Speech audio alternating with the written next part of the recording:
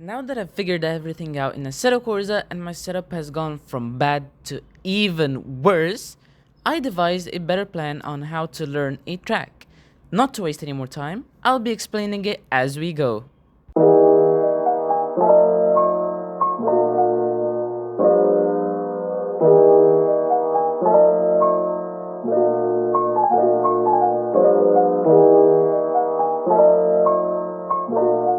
Instead of blindly jumping headfirst into a track, we shall first conduct a reconnaissance lap in the Aston Martin safety car to get the gist of it. During this section, there's really no need to adjust the tire pressures, electronics, nor the aero, because we're just going around taking notes and really absorbing the track. For a start, this chicane here has a bit of a dip at the first folding, and those yellow and black things you call sausages on either sides. We should watch out for these because they can off the car's balance and send us off the track. We should also be wary about the gearings because the wrong gears might send us understeering or oversteering off the track, as we'll see in the practice session. Okay, there are three types of chicanes. A rather fast one, as the one we see here, a slow one, similar to the prior, and an even slower one we'll see later on. This fast one could be quite tricky gears wise. You could either dive in and understeer off the track, or slow down and lose a lot of time trying to recover.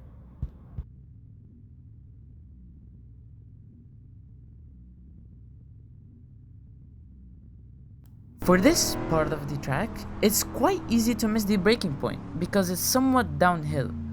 Rather than braking hard at once, which will make you understeer as hell off the track, you should brake progressively to prevent the car from gaining any more speed at first, then slowly slow down into the turn. Here's the very slow chicane I mentioned earlier. Unlike the others, this one is taken at gears as low as second or sometimes even first, because it helps with the car's rotation. Also, it's good to be cautious about cutting over the curb, because if the car gets hooked in, it will promote oversteer and ruin your momentum.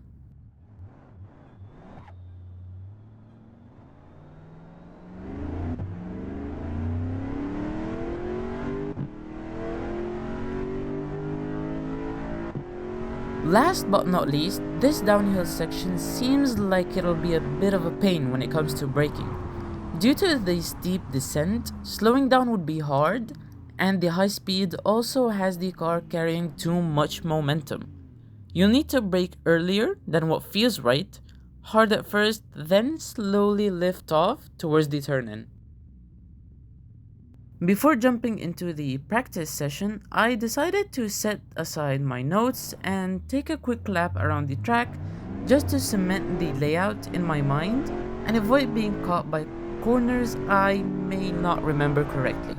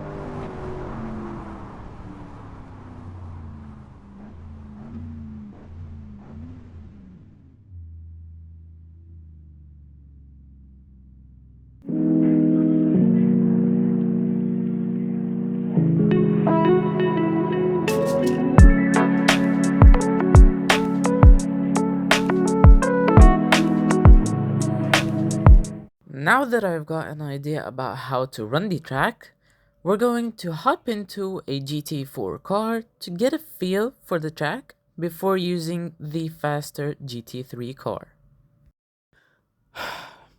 Okay, but before I get into the mistakes we should watch out for, let me summarize real quick what happened during the first 3 laps. Halfway into the first lap, I realized that my telemetry were nowhere to be seen on the screen. After painfully mixing up my gears and much disorientation, I decided to come to a complete stop and set these up for God's sake.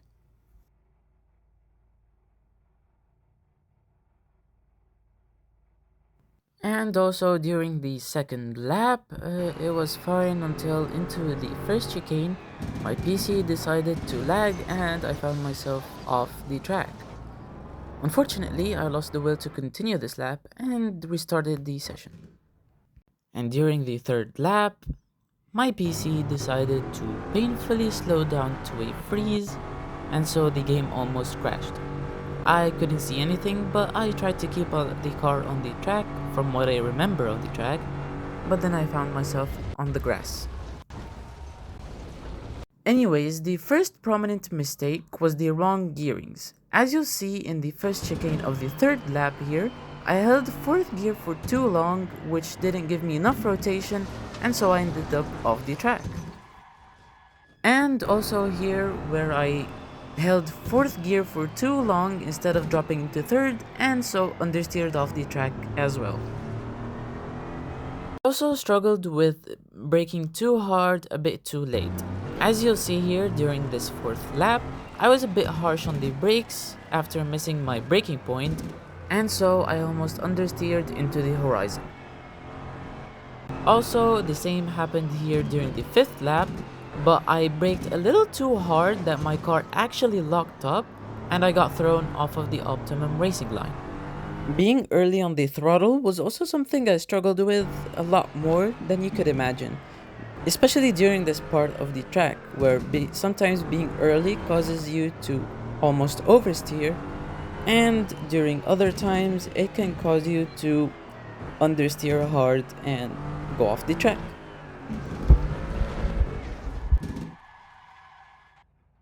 It was by the 7th lap when I actually recorded the cleanest lap during the practice session.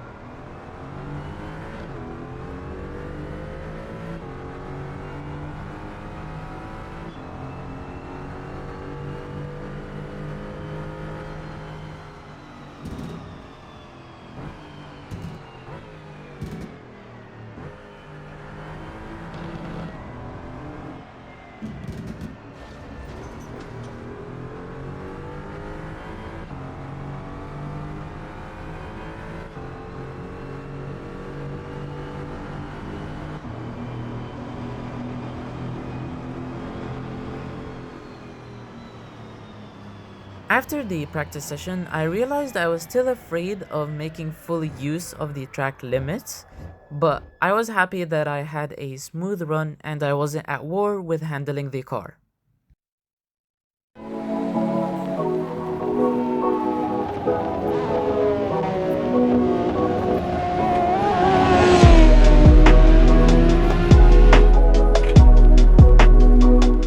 Before we start watching the end product, can we just take a minute to appreciate this car's fat rear wing?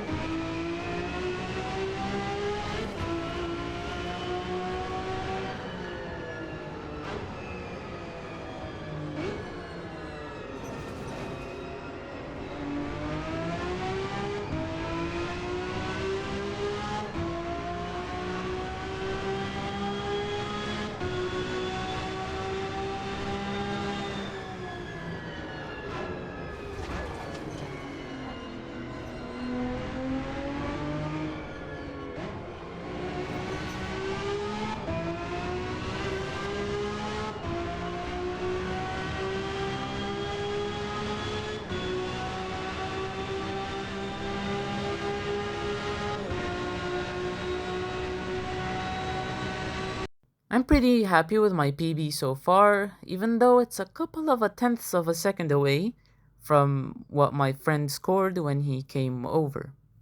Now don't be fooled by how short the video is. This actually took about 4 hours of me trying to get used to the track. If I included everything, this video will be about over 5 hours long. Also, it's best not to use any assists as ABS or traction control for more control over the car. I'll be explaining that in a separate video.